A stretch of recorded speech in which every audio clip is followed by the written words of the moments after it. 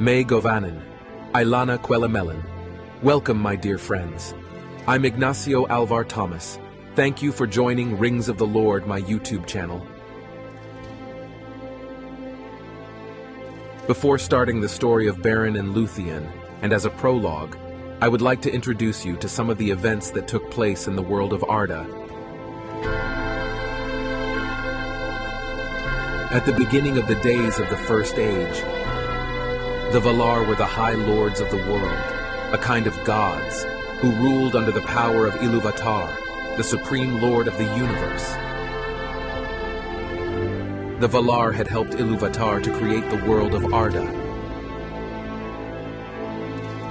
But bad news had reached them about their great enemy, Melkor, once the most powerful of them, and now in open rebellion against Ilúvatar.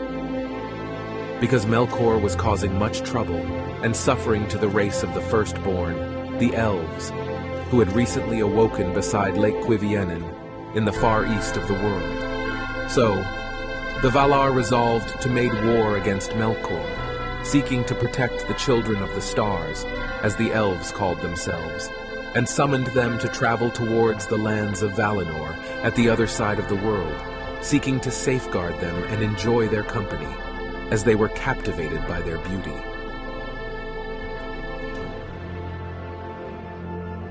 Thus, the Elves began their long march,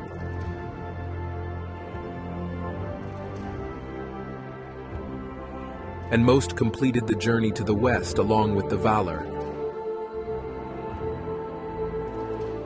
Although some of the Elves abandoned the journey or remained behind, attracted by the beauty of the lands they passed through during the many years of their journey. These were called the Sindar, the Grey Elves, who remained to live in the lands of Beleriand and never crossed to the other side of the sea with the Valar. It is also known that others were not attracted by the call of the Valar. These were the Avari, and never started the journey and lived in the west where they had been created. These are also known as the Dark Elves. Once in Valinor, the kingdom of the Valar, the three great houses that responded to the call of the Valar were called the High Elves. They were the Vanyar, the Noldor, and the Teleri. And they lived for a long time in peace under the light of the trees of Valinor, which at that time illuminated the world, since the sun and the moon had not yet been created. This divine light from the trees of Valinor was captured in three great jewels, the Silmarils, by one of the princes of the Elves, perhaps the most powerful of the lineage of the Noldor, Feanor, the great wise artisan and goldsmith. Soon after, the Dark Lord Melkor, who had once been the most powerful of the Valar, and now in rebellion against Ilúvatar, helped by a creature from the outside void, the colossal spider Ungolianth, destroyed the light trees of Valinor, so the only thing that remained of that divine light that radiated from the trees Telperion and Laurelin was trapped within the power of the Silmarils. Because of the Silmarils, great disputes occurred among the elven princes, since some believed that the jewels and their light should be given to the Valar to restore the trees. However, its creator Fëanor refused. As all of this was happening, Melkor went in search of the precious Silmarils to the fortress of Formenos, where they were guarded by the father of Feanor, Finwë, the supreme king of the Noldor. And after a colossal battle,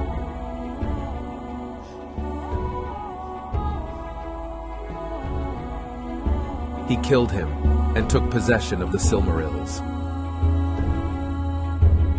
Upon learning of his father's death at the hands of Melkor, Feanor made a vow of eternal hatred to him, and called him Morgoth, the Dark Enemy, and felt the need to recover the Silmarils at all costs. And so, together with his sons and uniting almost all his people behind his cause, he decided to leave the lands of the West and distance himself from the power of the Valar and return to those places where other elf relatives had already stayed to live in their journey to Valinor. This decision to return to the lands on the other side of the sea, in the east, to the regions known as Beleriand, would also allow him to unite the Noldor to his cause, to go in search of Melkor, recover the Silmarils, and avenge the death of his father Finwë. But to make the journey back to Beleriand, they had to cross the Great Sea. So the Noldor elves, with their Prince Fëanor at the head, demanded of their elf relatives, the Teleri, who lived by the sea and were great builders of ships, and tried to persuade them to willingly give up their fleet of white ships, which were docked in the city of Aquilon. These resisted the delivery of their precious boats, knowing of the Noldor's rebellion against the Valar. And so the tension between the two factions escalated. And when the Teleri elves firmly opposed giving their ships to the Noldor, a great turmoil broke out between the two factions of elves due to the opposition of the owners of the precious boats to give them their ships. And then, Fëanor, with serious words and great conviction, incited his fervent followers to take them by force. This resulted in a great fratricidal battle, a real massacre, which took place between the two houses of the elves. And although the defenders of the ships of the city of Aquilon defended themselves and tried to prevent them from taking the ships by force, but they were unarmed and in no way prepared for this unequal battle. It was a slaughter for the Teleri, and from this massacre, the curse of Mandos was born, which would forever mark the destiny of the Noldors.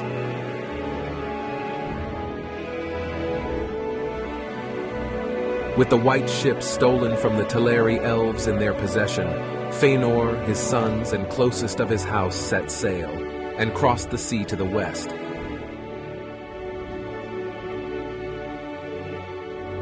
And once they arrived at the shores of Beleriand, they burned the ships, turning their backs on the rest of the Noldors who had remained in Aman.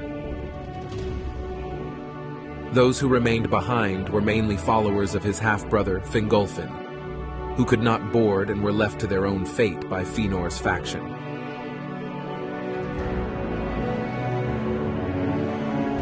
Part of them decided to go back and ask for the forgiveness of the Valar. But many others following Fingolfin thought that after the fratricidal struggle in Aquilon, their exile was irrevocable, and started a painful and long journey to Beleriand through the north of Arda, the world.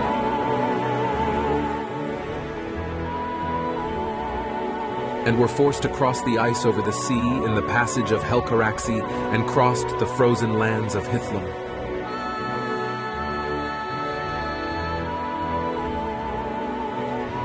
The journey was epic and dramatic,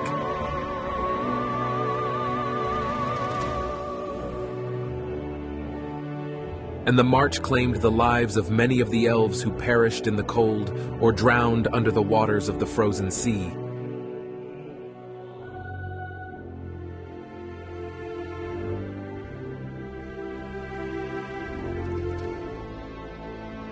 But the perseverance and courage of the Noldor made the march of their people finally arrive in the lands of Beleriand.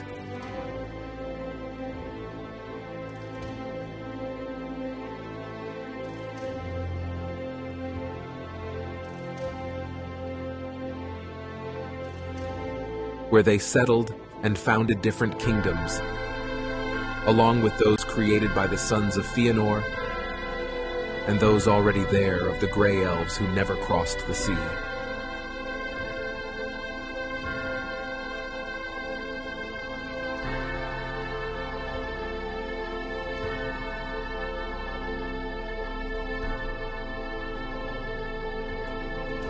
From their arrival in Beleriand, the Noldor elves were involved in wars and numerous battles against Melkor,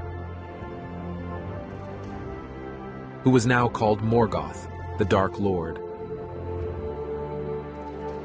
who was entrenched with his hosts, composed of countless orcs and all kinds of evil creatures in the mountainous and cavernous fortress of Angband, to the north of the world.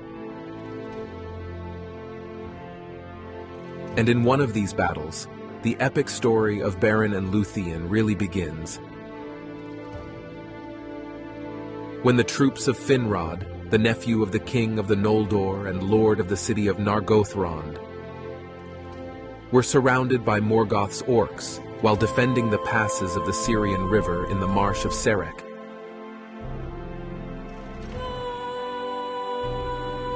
After the Dagor Bragollach, the Battle of the Sudden Flame.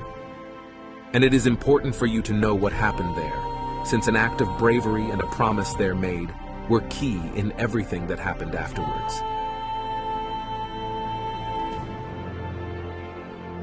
If you're looking for more interesting and exciting content about Middle-earth and Tolkien's writings, and you enjoyed this video, please don't forget to hit the like button, and please subscribe to my channel.